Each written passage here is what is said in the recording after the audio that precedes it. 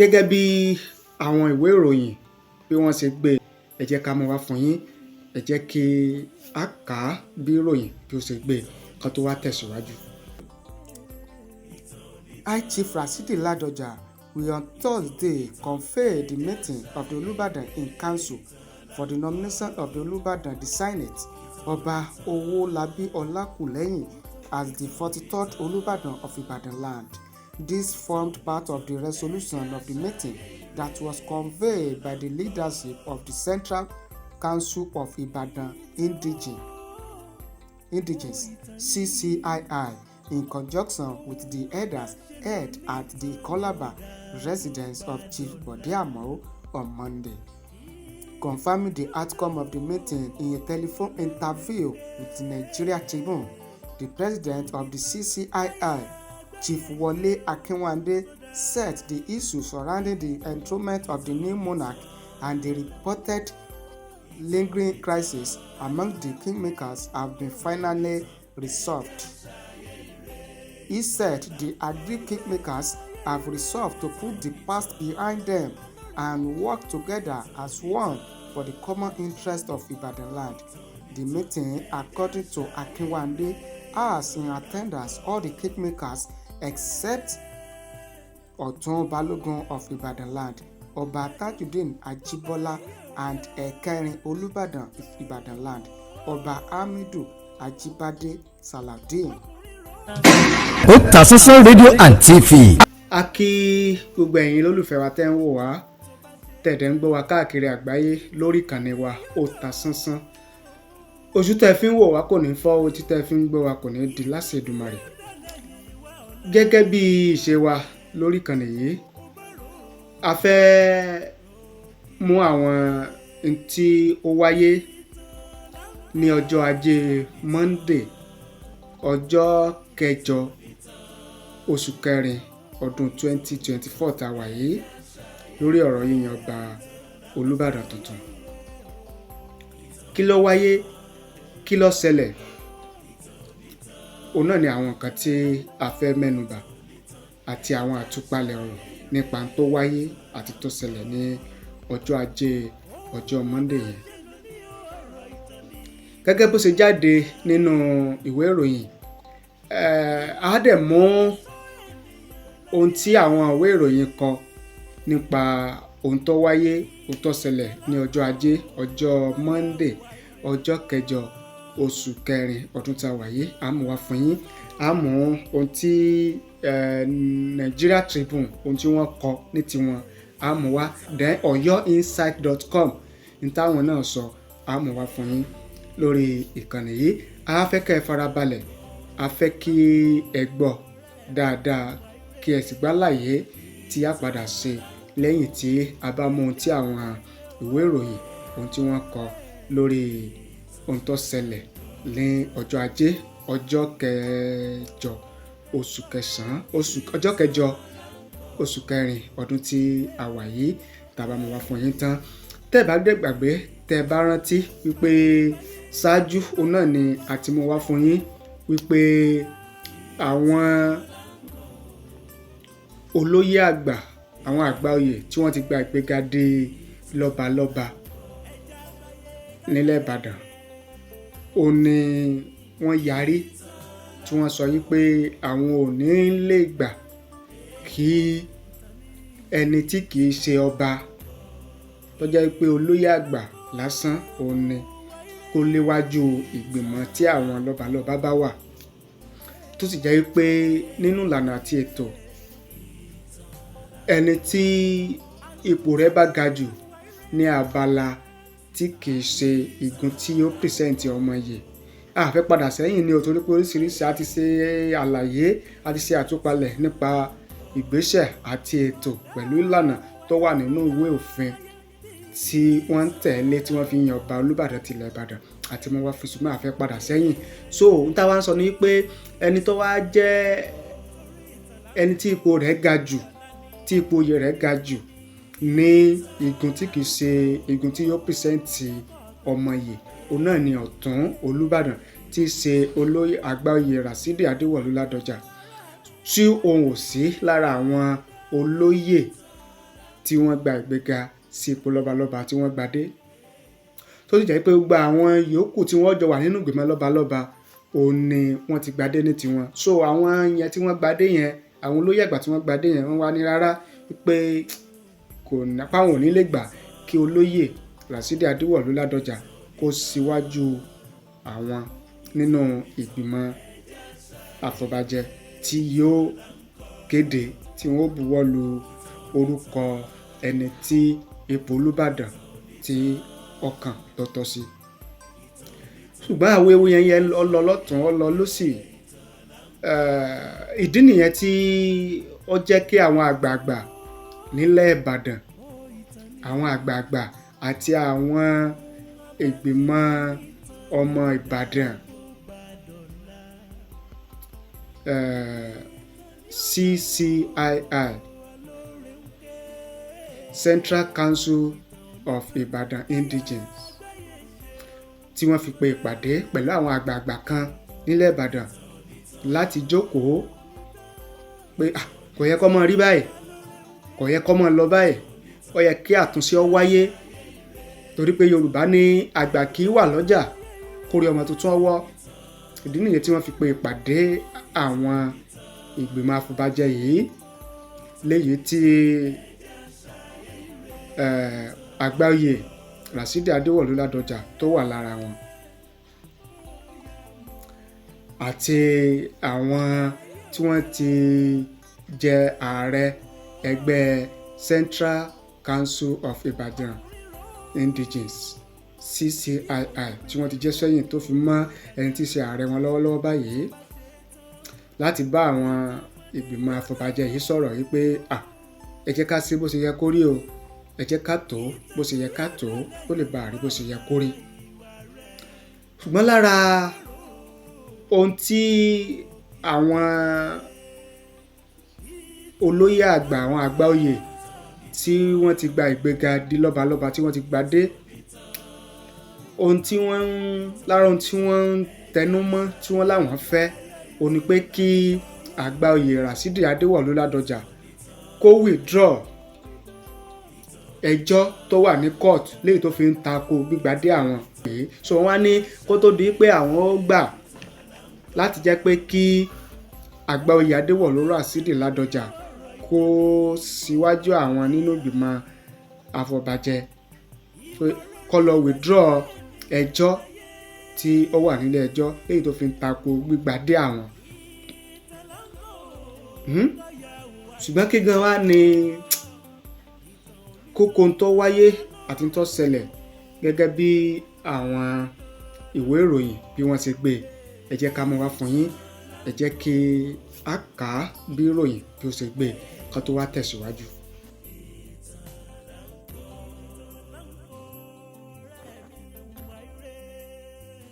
Barring any last-minute changes, the Ibadan kingmakers would formally nominate the Olubadan Designate Ọba Owolabi Olakuleyin as the 43rd Olubadan of Ibadan land tomorrow.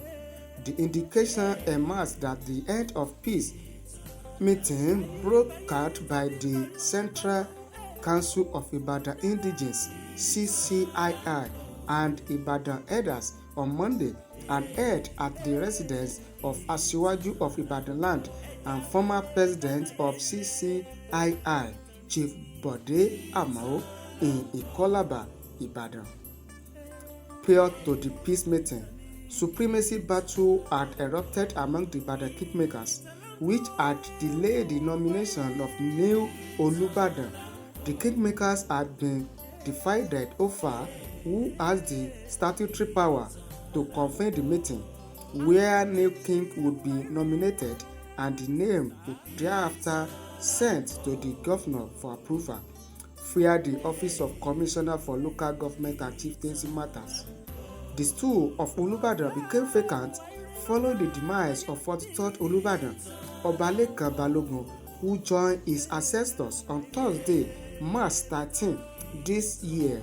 The statutory meeting, where the 43rd Olubadan will be nominated, will be confirmed by the Otun Olubadan and former governor of Oyo State, High Chief Rashidi Ladoja in accordance with the 1957 Olubadan Chieftaincy Declaration. Already the notice for the meeting is out. President General of the CII, Niyi Ajewole, confirmed to journalists on Monday evening that all issues surrounding the enthronement of the new monarch have been settled, and the aggrieved kingmakers have agreed to put the past behind and work together for the common interest of Ibadan land. The fifth columnists have been put to shame, declared Ajewole triumphantly. There is now peace and harmony among the kingmakers.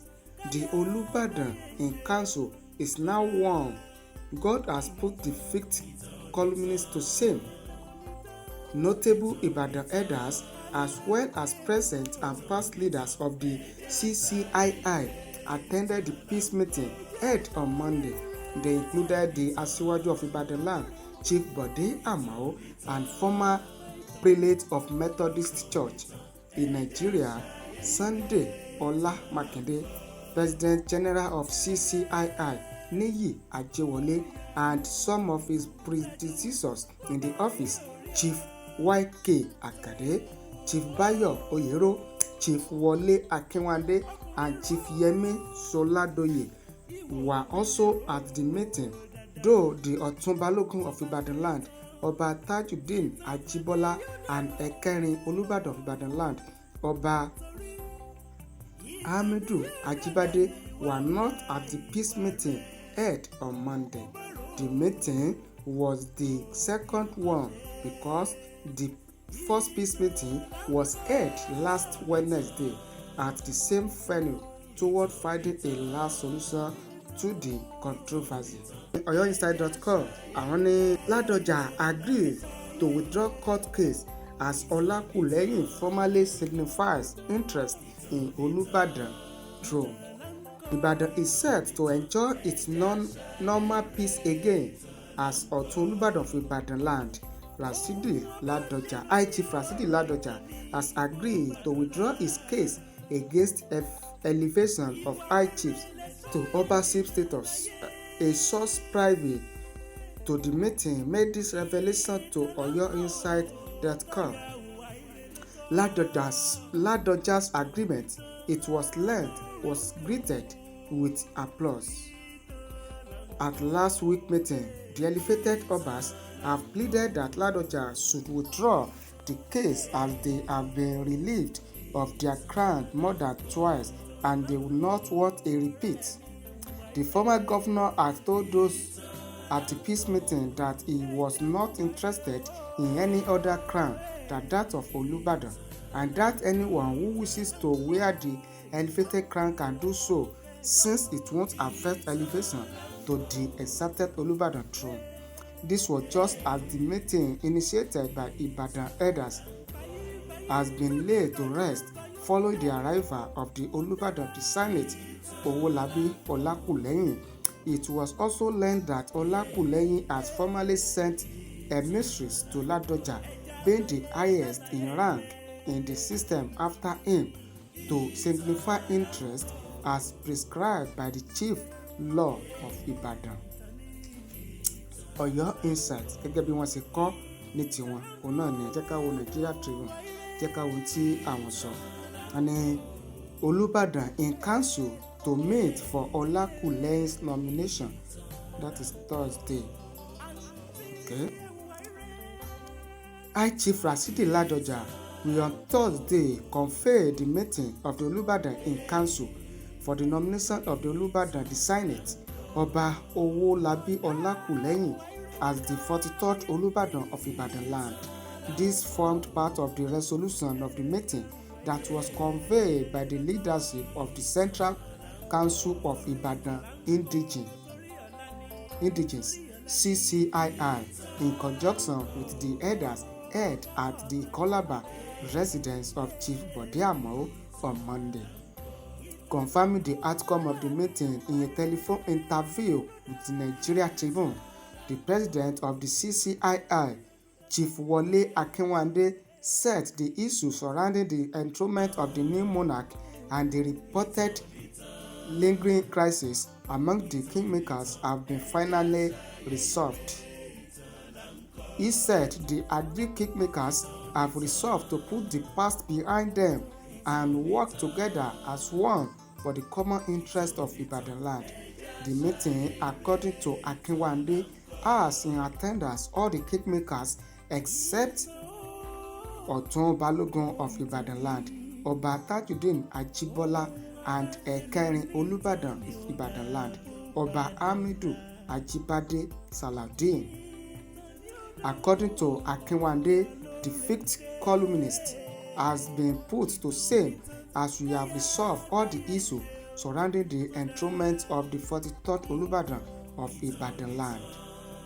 The CCII convened the meeting, which had in attendance all the kingmakers except the two of them notable elders of the Ibadan land and present and past leaders of the CCII.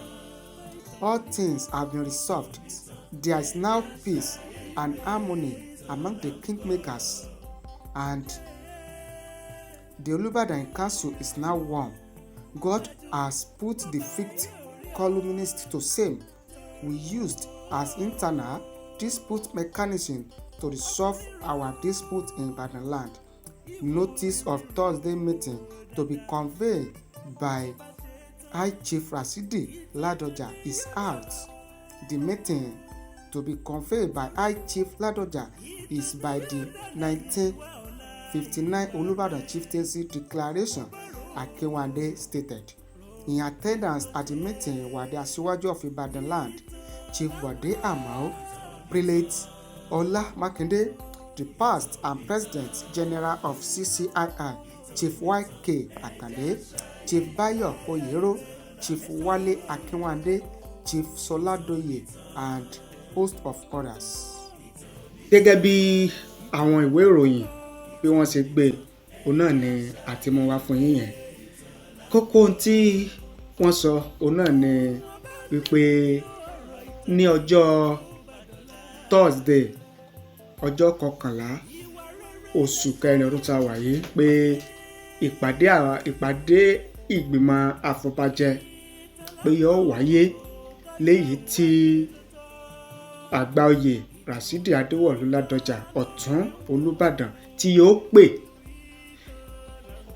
níbi tí àwọn ìgbìmọ̀ àfọ̀bàjẹ́ yìí tí wọ́n ti jọ jókòó papọ̀ tí wọ́n ti fi ẹnu òkú sọ̀ọ́dún tí wọ́n jọ buwọ́lu orúkọ ẹni tí ipò ọba Olúbàdàn sún kàn, ìyẹn ọba Ọwọ́lábí Ọlákùlẹ́yìn, kó tó di pé wọ́n ó mú orúkọ yẹn lọ sí ọ̀dọ̀ gómìnà. So ọjọ́ Thursday òun náà ni a máa fi ojú sọ́nà fún báyìí, ìyẹn ní ọjọ́ Thursday ọjọ́ 11 oṣù kẹrin ọdún tí a wà yìí. Lágbára Ọlọ́run láṣẹ Èdùmàrè a tún padà wá sórí ìkànnì yìí láti wá sọ bí nǹkan bá tún ṣe ń lọ, bí nǹkan bá tún ṣe rí, bí nǹkan bá dé dúró, láti wá fi tó yín létí, láti wá sọ fún yín gẹ́gẹ́ bí ìṣe wa lórí ìkànnì yìí. A kí yín pé ẹ̀ ń wò wá, pé ẹ̀ ń gbọ́ wá, pé ẹ̀ ń tẹ̀lé wa, ẹ̀yin tẹ́ ti subscribe, a kí yín o, ẹ ṣé àdúpẹ́ àmọ̀rírì yín. Ẹ̀yin tẹ́ ti subscribe tẹ́lẹ̀ sórí ìkànnì wa, ẹ gbìyànjú kẹ́ ẹ lọ subscribe, ẹ bá ní tẹ notification bell, ìyẹn aago rán mi létí, kẹ́ lè máa láǹfààní láti máa mọ̀ ní gbogbo ìgbà tá a bá ti mú ètò tuntun wá sórí ìkànnì yìí. Ẹ má sì gbàgbé láti bá ní share program yìí, ẹ bá ní share rẹ̀, ẹ bá ní like ẹ̀, kẹ́ ẹ dẹ̀ comment, kẹ́ jẹ́ ká mọ èrò tiyín, ìwòye tiyín lórí ìgbésẹ̀ tí àwọn àgbààgbà ilẹ̀ Ìbàdàn tí wọ́n gbé yìí. Ibi náà láti dánu dúró títí ìgbà míì tí a tún padà wá sórí ìkànnì yìí tí a tún wá sọ bí nǹkan ṣe ń lọ, tá a tún wá fi tó yín létí. Tajudeen olówó òkèrè lórúkọ tèmi, ìnàjú ẹ̀kan tí bọ̀dẹ̀lẹ́rù ní gbogbo ìgbà. Ẹ̀ṣọ́ kò yí ni mí, ìkòyí ẹ̀ṣọ́ ilé baba tó bí mi lọ́mọ. Ẹ ṣé o, àdúpẹ́ àmọ̀rírì yín.